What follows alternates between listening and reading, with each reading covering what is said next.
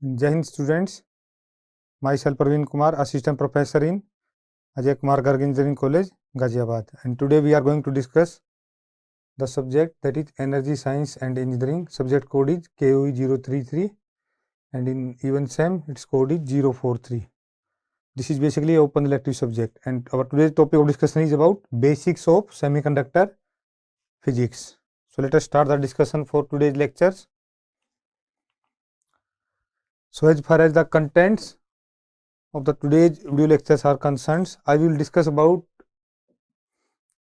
a brief introduction of the semiconductor physics, then energy band theory will be discussed, then we will discuss about classification of material based on energy band gap theory, then next is types of semiconductor materials, then drift and diffusion currents, and then we conclude with the references.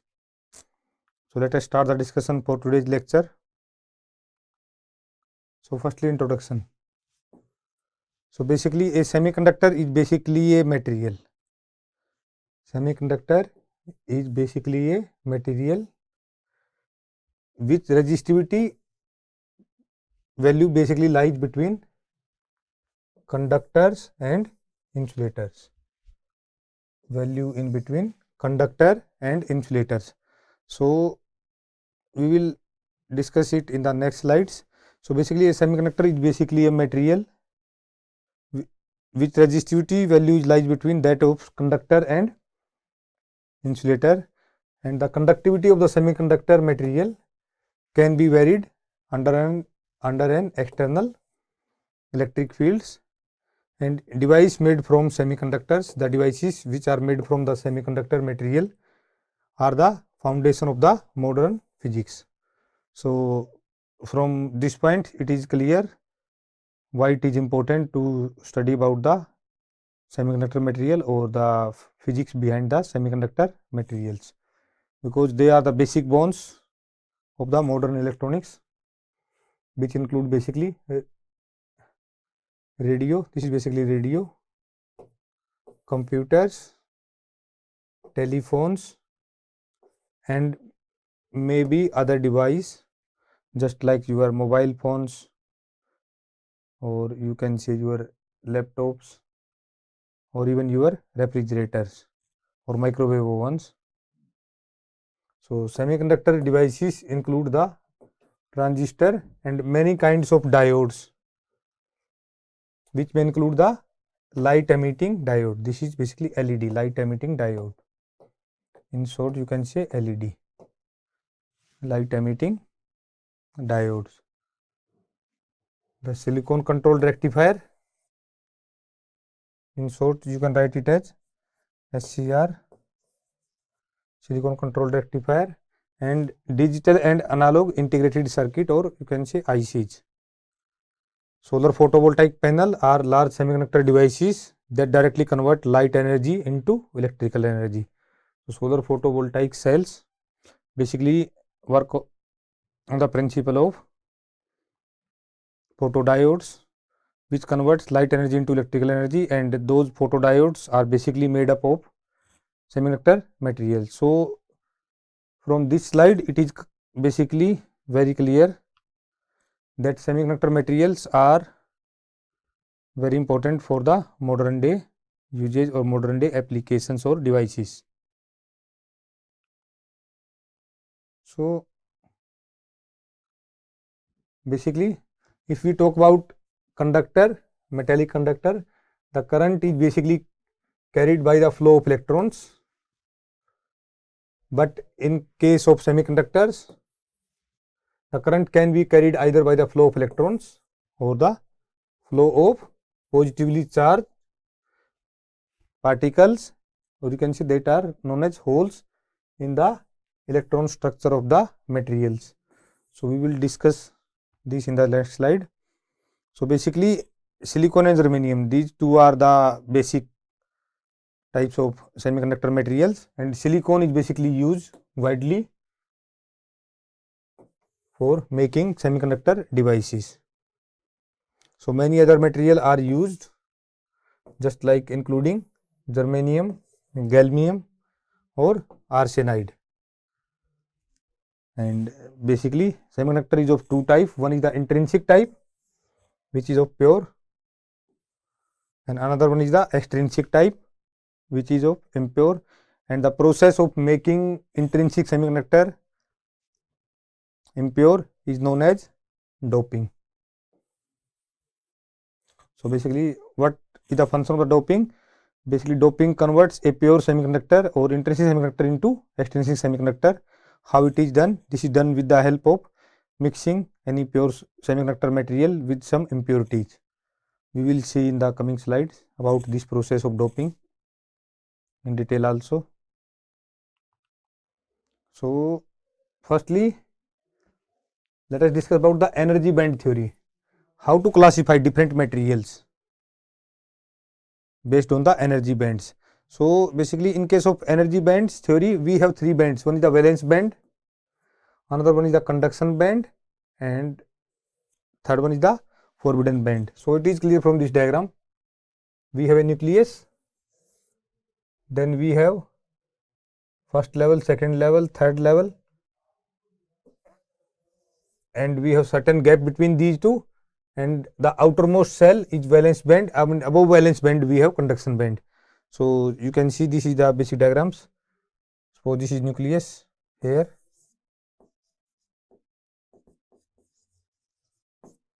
then we have valence band, and outermost band is valence band, and some gap is there between valence band and conduction band, and that gap is known as forbidden band.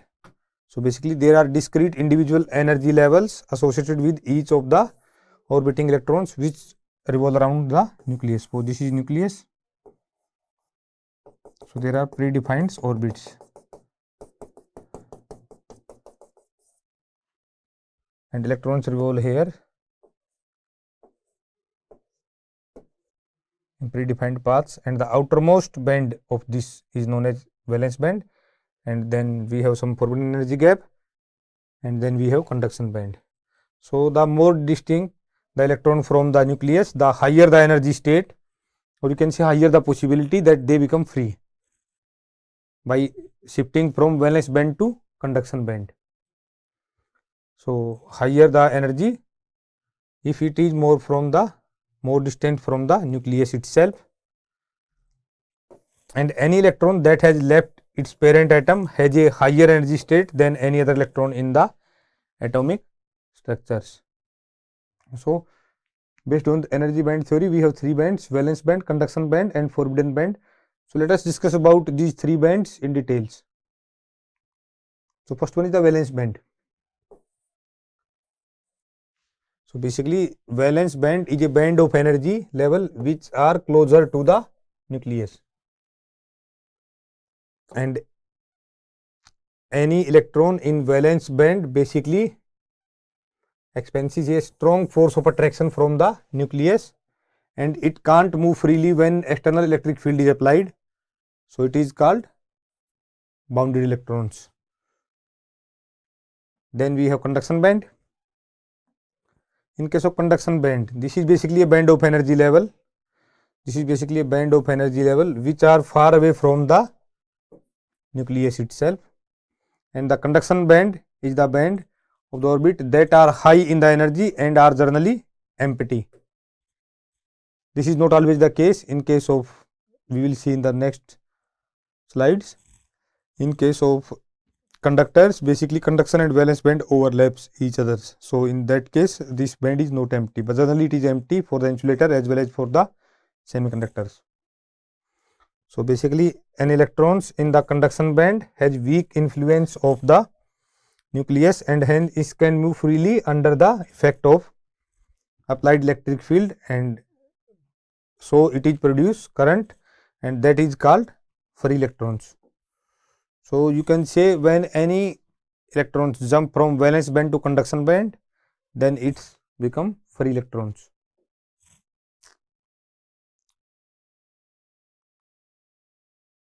So next one is the forbidden band, or you can say energy gap.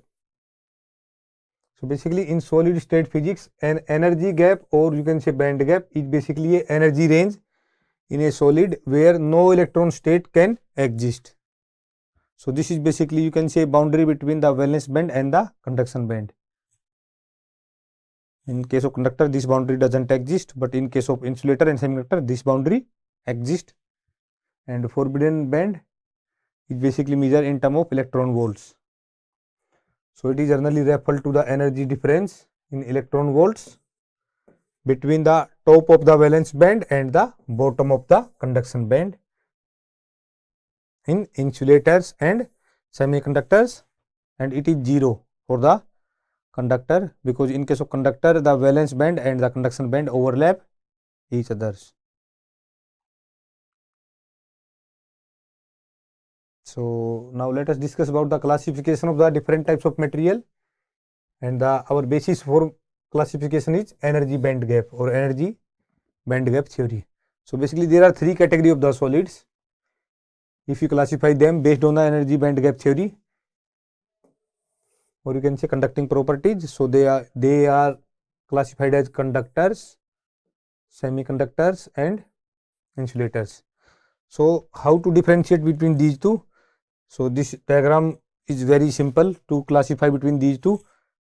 First one is the insulators. So in case of insulators, conduction band and valence band are separated by some energy gap, which is measured, forbidden energy gap, which is measured in electron volts, and this is generally greater than 5 electron volts.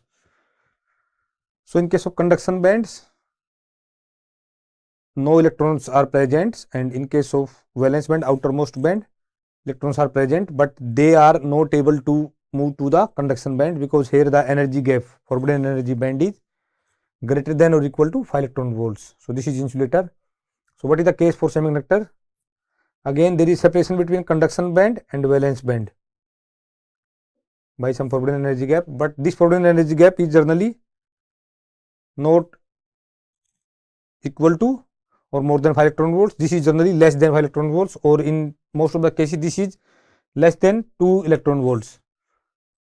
For example, in case of conduction bands, electrons are free to establish current, and in case of valence band, electrons bound to the atomic structures and they are controlled by the nucleus itself. But in case of semiconductor, the energy gap is 1.1 electron volts for silicon, it is 0.67 electron volts for germanium, and this energy gap is 1.41 electron volts for gallium arsenides. Okay. So you can say energy gap is less than 5 electron volts in case of semiconductors, and the conduction band and valence band are separated by a less electron volts forbidden energy gap. So third is the conductors.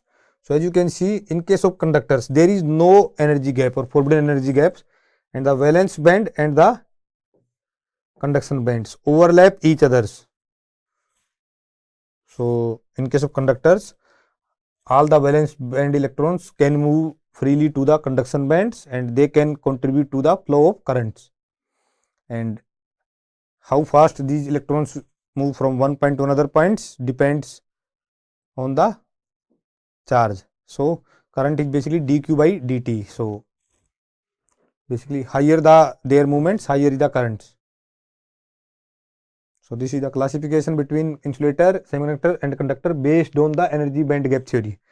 So you can basically say that if the energy band gap between conduction band and valence band is more than 5 electron volts, that material is known as insulators. If that is less than 5 electron volts, that is known as semiconductor. And if this forbidden energy gap is 0 electron volts, or you can say in other language, if the conduction band and valence band overlap each others and no forbidden energy gap between conduction and valence band, then that material is classified as conductors. Examples of insulators are rubber or glasses, you can say. Semiconductor examples are silicon, germanium, gallium arsenides, and conductor examples is, you can say, basically all the metals, you can say copper. Okay. So if we talk about more about this, So in case of insulators, the forbidden gap is more than 5 electron volts. So due to this fact, the electron cannot jump from valence band to conduction band, as we see in the last diagram also. So they have completely filled valence band. In case of insulator, valence band is completely filled and conduction band is completely empty. Okay, so the resistivity of the insulator is very high because no electrons is basically present in conduction bands. So conductivity is 0. So resistivity is infinite, very high. So you can say, conclude that insulators are bad conductors of electricity, or you can say they can't pass the electricity. Examples are glass, diamonds. So if we conclude silent features of the conductors, so in case of conductors, there is no forbidden gap and the valence band and the conduction band overlap with each others. So you can say plenty of free electrons are available for the electrical conductions, and they basically possess very low resistivity and very high conductivity values. Examples are metals just like copper, iron, and are the best examples of conductors. If you talk about semiconductors, which is our today's discussion, so already discussed in the energy band gap diagram. So the material in which the conduction and the valence band are separated by a small energy gap. This small energy gap is generally around 1 electron volts only. Then that material is known as semiconductors. And the best example of semiconductor are silicon and germanium are commonly used for the semiconductors. And if we compare between, if we have to choose between silicon and germanium, our choice will be silicon, because in this case the forbidden energy gap is 1.1 electron volts. In case of germanium, it is around 0.67 electron volts. So it may be the case that accidentally germanium become conductor in normal temperatures. So we generally use silicons or prefer silicons over germanium. Another reasons of using silicons is that it is abundantly available. Germanium availability is very less as compared to silicon. So we generally use silicon for making the semiconductor devices with the help of semiconductor materials. So basically a small energy gap in semiconductor materials means that a small amount of energy is basically required to free the electrons by moving. How to make free? That is done by moving the electrons from the valence band to the conduction band, and that is done with the help of some excitation, some energy. Okay. So the semiconductor basically behave like insulators at absolute zero temperature, that is 0 Kelvin temperatures, because of no electrons are available in the conduction band at absolute 0 degree Kelvin temperature. So if the temperature is increased further, then more valence electrons will acquire energy to jump into the conduction bands, and then it act like a conductors. Okay, so that's why its name is semiconductors.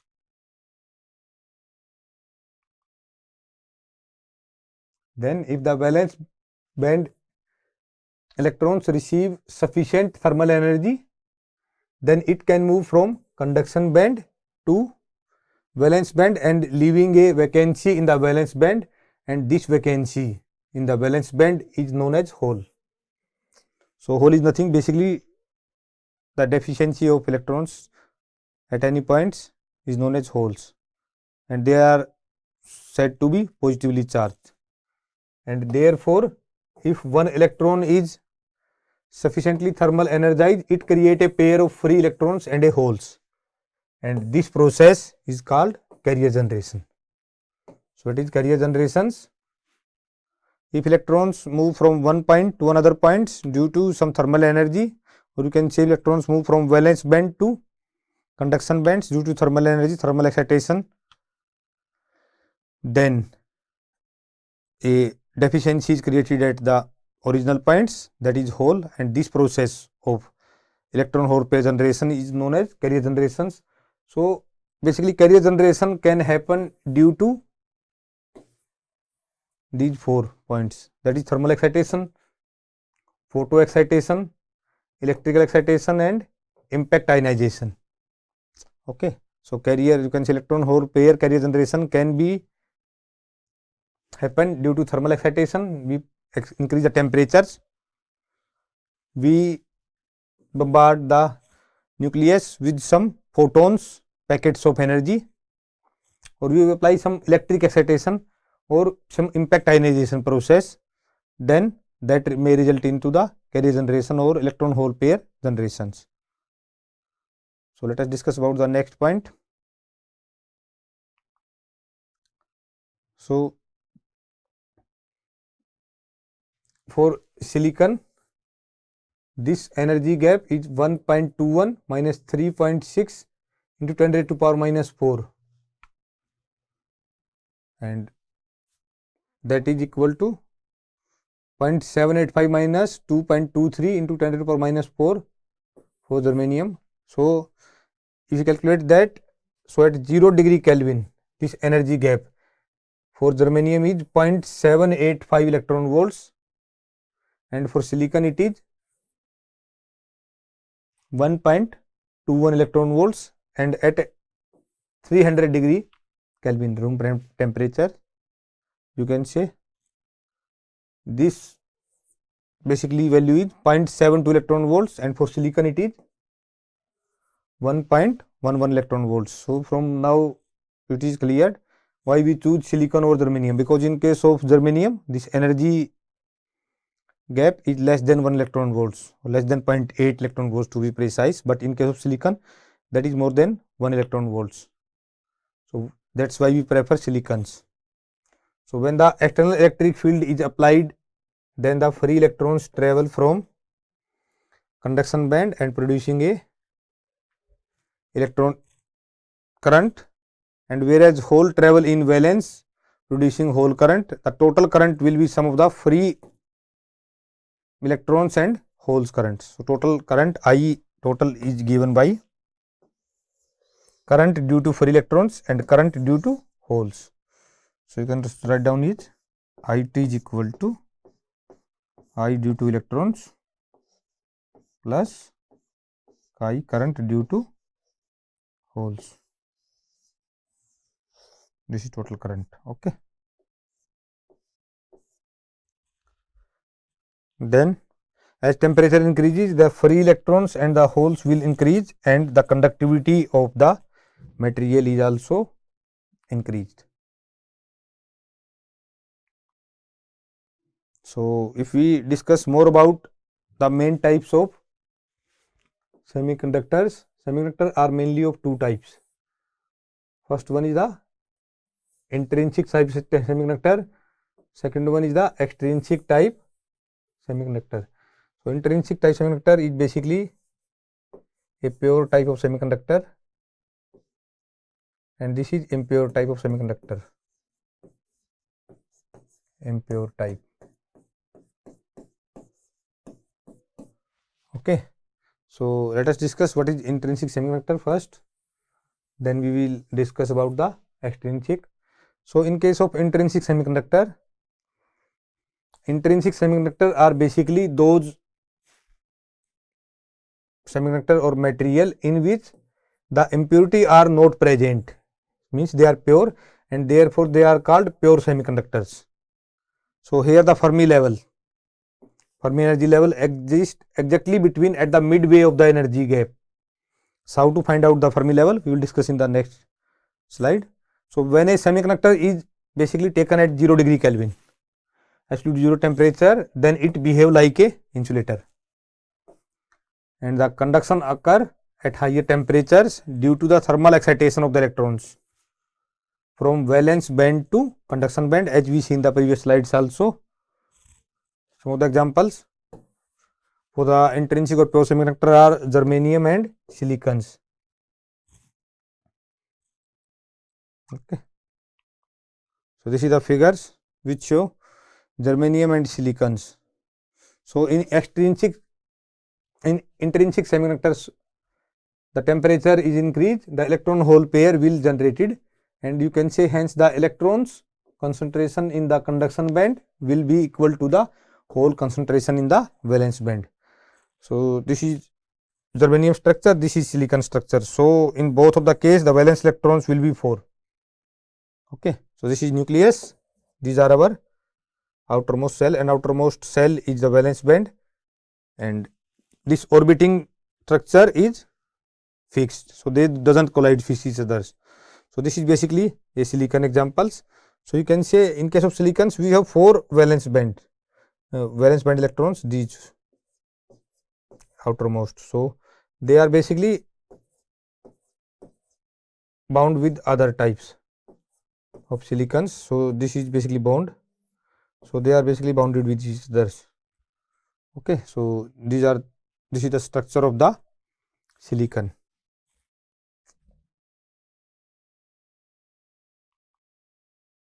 So as we discussed that in case of intrinsic semiconductor or pure semiconductor, the Fermi level is always lie between the valence band and the conduction band. So here the Fermi level is conduction band energy plus valence band energy by 2.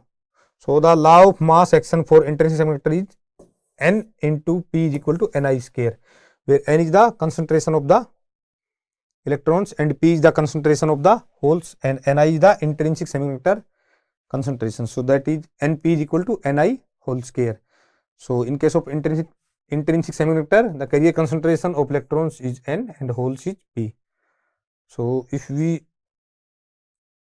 find out, then this carrier concentration for electrons is given by N is equal to capital Nc e raised to power minus Ec minus Ef upon Kt, where K is a Boltzmann constants, and for holes this is given by Nv, means here Nc is number of electrons in the conduction bands and P is number of holes in the valence band. You can say Nv e raised to power minus Ef, this is Fermi level, minus Ev upon Kt, where K is a Boltzmann constants.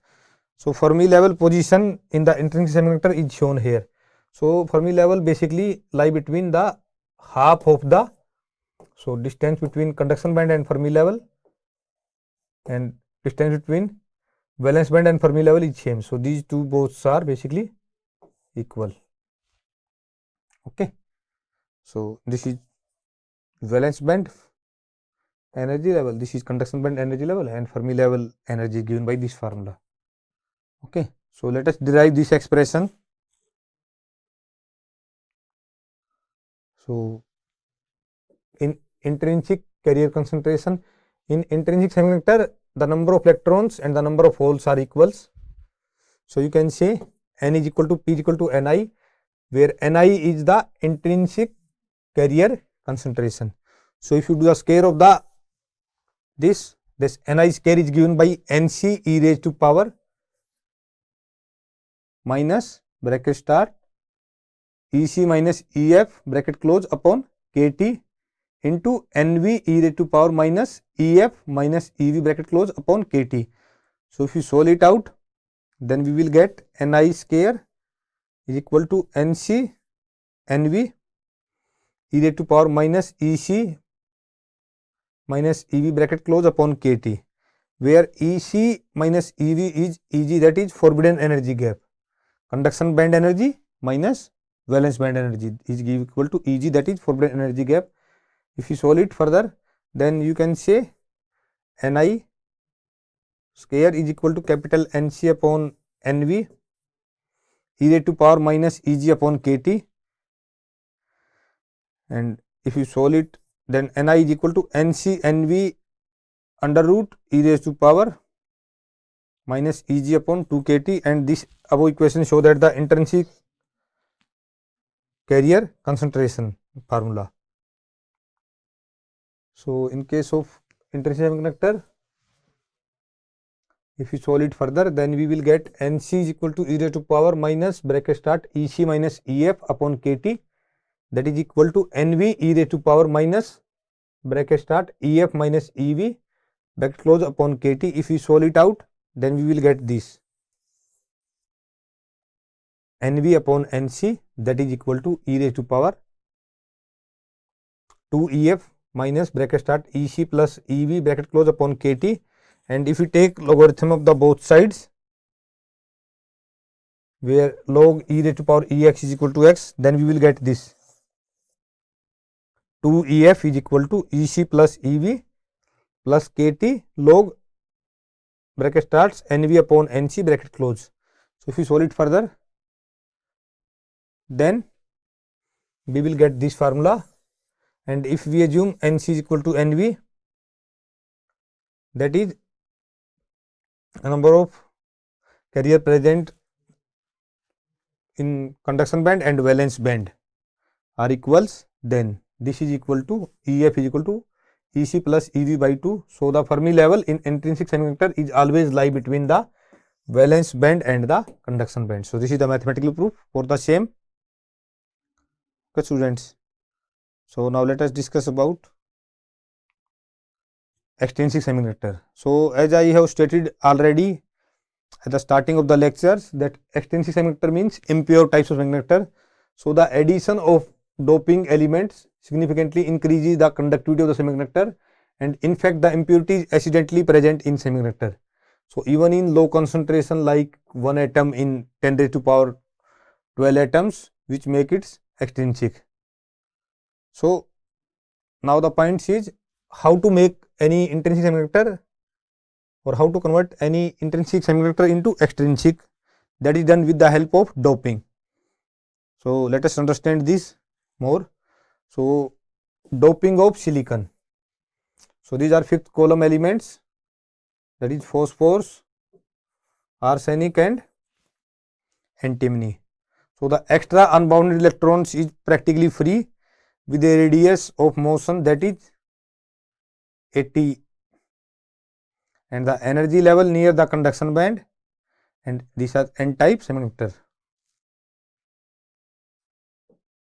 And the third column elements, that is aluminum, gallium and indium.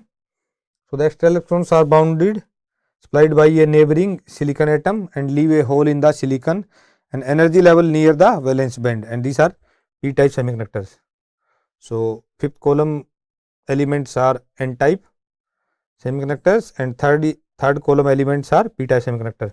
So we have excess number of electrons in case of fifth column elements and excess number of holes in case of p type semiconductors, and these basically makes convert two types of extrinsic semiconductor, that is n type and p type semiconductors. So that is n type semiconductor and p type semiconductors. So you can see here, this is the diagram. So firstly discuss about the n type semiconductor. So in case of n type semiconductor, that is created by introducing the impurity elements that have 5 valence electrons, that is pentavalence. If we add the pentavalence impurity such as antimony, arsenic and phosphorus, then we will get n type semiconductor. So this is the diagrams. We have silicon atomic structures, then if we add 1 antimony, 5th valence electrons band, then you can say 1 electron is in excess. The 4 mix will make band like this. Okay, but here 1 electron is excess. So in addition, the 5th electron due to impurity atom, which is unassociated with any particular covalent bond, and this is remaining electrons so loosely bound to its parents antimony, and this is relatively free. So this is n type material. Then we have free electrons which lie between valence band and the conduction band. So in case of, this is the variation of the Fermi level with temperature in n type semiconductors, and this is the Fermi level formula. EF is equal to ED plus EC upon 2, that minus KT log NC upon ND. Okay. ED is the donor level energy level and EC is the conduction level energy level, and concentration of basically free charge in conduction band and donor band is given by NC, capital NC and ND. But in case of p types, that is formed with by doping a pure semiconductor having 3 valence band with trivalence. So this is a boron example. So we have a void here. So this is p type semiconductors. So in case of p type semiconductor, the hole is the majority carrier and the electrons are the minority carriers. So the holes are responsible for electric conduction in case of p type semiconductor. Okay, students. So this is the diagram. So Fermi level position in p type semiconductor. So that is closer to the valence band. Here the variation of Fermi level with temperature in p type semiconductor. So last point of discussion is the drift and diffusion current. So the flow of charge, that is current, through a semiconductor material are of two types. One is drift and another one is the diffusion current. So the net current that flow through a PN junction diode, it have two components. One is the drift current and another one is the diffusion currents. So let us discuss about the drift current. So drift current is basically a current when an electric field is applied across the semiconductor material. The charge carrier attain a certain drift velocity, that is Vd, which is equal to the product of the mobility of the charge carrier and the applied electric field intensity, that is capital E. So the holes move toward the negative terminal of the battery and the electrons move toward the positive terminal of the battery. So this combined effect of movement of charge carrier basically constitutes a current which is known as drift current.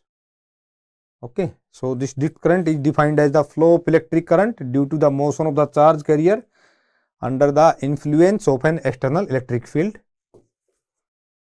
and drift current density is due to the charge carrier such as free electrons and holes are the current passing through a square centimeter perpendicular to the direction of the flow, and the equation for a drift current density Jn due to free electrons is given by this formula. Jn is equal to Qn mu n E